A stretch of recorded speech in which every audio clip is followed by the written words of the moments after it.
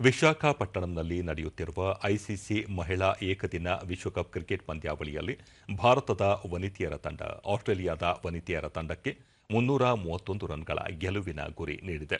ಇತ್ತೀಚಿನ ವರದಿ ಬಂದಾಗ ಆಸ್ಟ್ರೇಲಿಯಾ ಯಾವುದೇ ವಿಕೆಟ್ ನಷ್ಟವಿಲ್ಲದೆ 24 ರನ್ ಮಾಡಿ ಆಡುತ್ತಿದೆ. ಇದಕ್ಕೂ ಮೊದಲು ಬ್ಯಾಟ್ ಮಾಡಿದ ಭಾರತ ಮಹಿಳಾ ತಂಡ ನಿಗದಿತ 48.5 ಓವರ್ಗಳಲ್ಲಿ ತನ್ನೆಲ್ಲಾ ವಿಕೆಟ್ ಕಳೆದುಕೊಂಡು 330 ರನ್ ಗಳಿಸಿತು.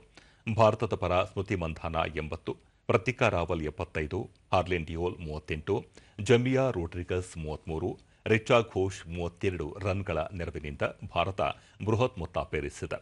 ಆಸ್ಟ್ರೇಲಿಯಾ ಪರ ಅನ್ನಬೆಲೆ ಸದರ್ಲ್ಯಾಂಡ್ 5, ಸೋಫಿ ಮೊಲಿನೆಕ್ಸ್ 3, ಆಶ್ಲಿ ಗಾರ್ಡ್ನರ್ ಹಾಗೂ ಮೇಗನ್ ಶೂಟ್ ತಲಾ 1 ವಿಕೆಟ್ ಪಡೆದರು. ಮೊದಲೆರಡು ಪಂದ್ಯಗಳಲ್ಲಿ ಶ್ರೀಲಂಕಾ ಹಾಗೂ ಪಾಕಿಸ್ತಾನದ ವಿರುದ್ಧ ಸುಲಭ ಜಯ ಗಳಿಸಿದ್ದ ಭಾರತದ ವನಿತೆಯರು ನಂತರ ದಕ್ಷಿಣ ಆಫ್ರಿಕಾ ವಿರುದ್ಧ ಸೋಲು ಅನುಭವಿಸಿತ್ತು. ಇದೀಗ ಭಾರತ ತಂಡವು ಸೆಮಿಫೈನಲ್ ಹಂತ ಪ್ರವೇಶಿಸಬೇಕಾದರೆ ಇಂದು ಆಸ್ಟ್ರೇಲಿಯಾ ವಿರುದ್ಧ ಗೆಲುವು ಸಾಧಿಸಲೇಬೇಕಾಗಿದೆ. ಇದಾದ ನಂತರ ಇಂಗ್ಲೆಂಡ್ ವಿರುದ್ಧವೂ ಸಹ ಭಾರತ ಗೆಲ್ಲುವುದು ಅನಿವಾರ್ಯವಾಗಿದೆ. ಆಸ್ಟ್ರೇಲಿಯಾ ತಂಡವು ಬಲಿಷ್ಠ ಬ್ಯಾಟಿಂಗ್ ಪಡೆಯನ್ನು ಹೊಂದಿದೆ. ನಾಯಕಿ ಅಲೈಸ್ ಹೀಲಿ, ಓಬೆ ಲೆಚಿಫೀಲ್ಡ್, ಎನ್ಐಸಿ ಫೆರಿ ಹಾಗೂ ಬೇತ್ ಮೂನಿ ಅತ್ಯುತ್ತಮವಾಗಿ ಆಡುತ್ತಿದ್ದು ಭಾರತದ ವಿರುದ್ಧ ಆಸ್ಟ್ರೇಲಿಯಾ ದೊಡ್ಡ ಮೊತ್ತವನ್ನೇ ಕಲೆ ಹಾಕುವ ಸಾಧ್ಯತೆಗಳು ಇವೆ.